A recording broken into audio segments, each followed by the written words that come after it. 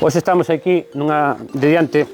dunha vivenda recentemente rehabilitada aquí no Concello de Taboadela, como podía ser calquer outro concello da provincia, donde se busca poñer en valor e poñer o foco no gran problema que temos neste momento, que é o acceso á vivenda tanto de colectivos sociales máis desfavorecidos como de xente moza.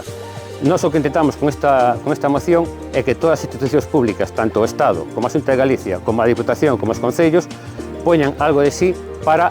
contribuir ao acceso á vivenda a eses colectivos máis desfavorecidos.